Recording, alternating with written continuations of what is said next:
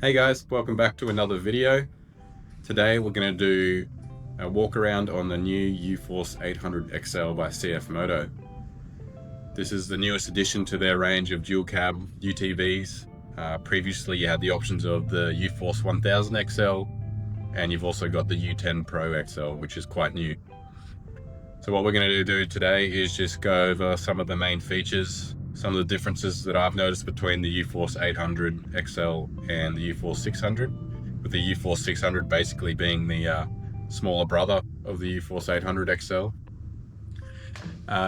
Don't treat it as a review video or anything like that. I haven't had a chance to really do a lot of driving in this off-road like I have with my own UForce 600, but it is just more of a walk around to show you some of the features, and hopefully that will guide you if you're thinking about purchasing one of these, or if you want to weigh up between this and the U10 Pro XL. When you first look at it, it is a good looking machine. This one has some options on there. The front bar and the snorkels are not factory standard, but you do get the alloy wheels, the mirrors, and the winch as part of the standard package. I'll just rattle off a few of the specs. It has a 680 kilo towing capacity, 300 kilo rear tray carrying capacity, and it comes with that new V-twin 63 horsepower 800cc engine. Firstly, let's just chat about the overall size and dimensions of this UForce 800 XL. The actual main design is based off the UForce 600. So if you first looked at it, you're going to think this is just a stretched out UForce 600. But when you look a bit closer, there's a few key differences. One of them being that it actually runs a 27-inch tire from factory, whereas your UForce 600 comes with a 25-inch tire.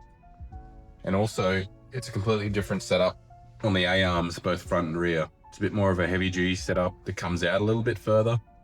I'm guessing they've done that because they've gone with a bigger tire and they want to increase stability, and also being an XL model, it's got to have a higher carrying capacity for all your passengers.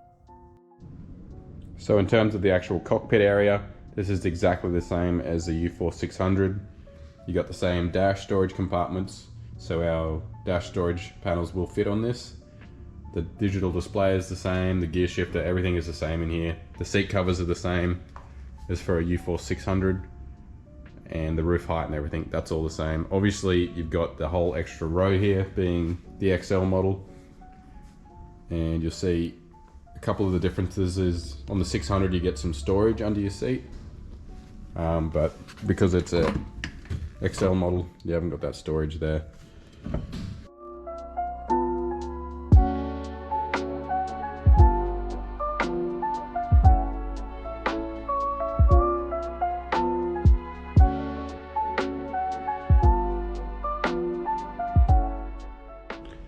So when we're talking about XL models, the UForce 1000 XL and the U10 Pro XL are both marketed as 6-seaters, whereas this here, similar to the UForce 600, is actually realistically it's a 2-seater in terms of seat belts. You got 2 seats here, 2 seats in the back, but you can fit a third person in the middle. They just haven't got a seat belt on. So that's definitely a consideration if you're buying an XL model. If you want to get something that's got the full 6-seater capacity with 6 seat belts, then you might want to consider going up to the UForce 1000 XL or the U10 Pro XL.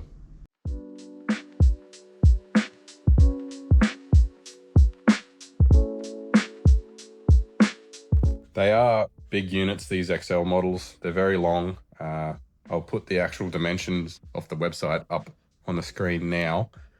But one thing I did notice when I was just driving it around in the car park is, coming from the UForce 600, being so much longer, like as you would expect, you just got to consider that when you're turning around. The turning circle's nowhere near as good as a single cab model. But if you got some property that's quite open and you don't really need to get in between smaller trees and areas like that, then I don't really see these being an issue.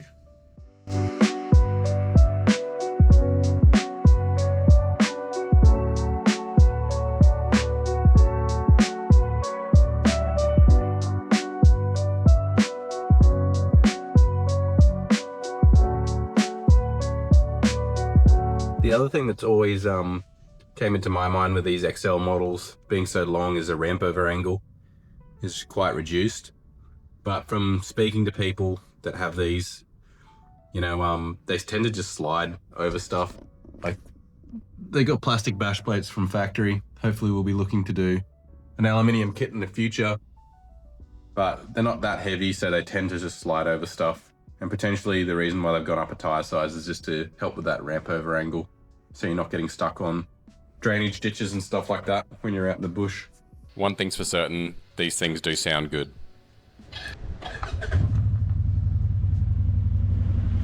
Unfortunately, this doesn't really do it justice.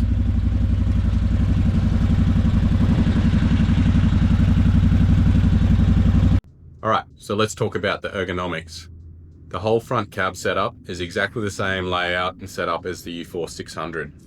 So you've got the same display, the same buttons and everything like that. The one difference I have noticed is you've got the option of a rear diff lock on the UForce 800 XL, meaning that the rear diff isn't a LSD like it is on the UForce 600. So you do have the option of putting in your front and rear diff lockers on this, which just going back to talking about that ramp over angle, if you put four-wheel drive and front and rear diff lockers, the thing's probably going to pull itself over most things. In terms of storage, you've got the dash storage compartments down at your knee level. That's exactly the same also as a UForce 600, which is great because our dash storage panel kit works on the UForce 800 XL. You do lose some storage under the seat, where there previously was, you know, some storage boxes underneath the passenger and driver's seat. You've now lost that because it's a footwell for the rear cabin. The rear cabin itself is pretty basic. You've got a couple of cup holders there and also got some nice handrails to hang on to. But room-wise, it actually feels quite comfortable back here. One nice addition on the passenger side at the front cab is this extra handle here, which was missing on the UForce 600. So you've just got something good to grip onto when you're on rougher ground. All right, let's talk about the clutch and driveline setup on the UForce 800 XL. So these have actually gone to the new CFMoto clutch system, which is the OmniDrive system. And I've had some experience with that with the U10 Pro, and now with this, the 800 XL, and off the bat, they feel very smooth, very refined compared to the previous clutch setup that they had. Time will tell how they go in the long run. We still have the RNG performance upgrade kits available for both the U10 and for the 800 XL. So if you're interested in that, drop us a message and we can chat to you about options there. The engine itself is a V-twin and it sounds great. That's my sort of first impression from it. It sounds really nice. It's nice and smooth compared to the single cylinder on this UForce 600. And it's got plenty of grunt. Just from my little drive around the car park, I noticed that it definitely gets up and goes. And being a dual cab, that would be definitely favorable, because if you fill this up with 6 people and all your stuff in your back, you're carrying quite a bit of weight. So that's it for this video, guys. Thank you very much for watching. I'll finish it off with a quick video of some driving footage where you'll see the multiple 3-point turns. If you've got some open area, this is not going to be an issue, but if you are in a confined space, you're going to have to get used to doing the 3-point turns.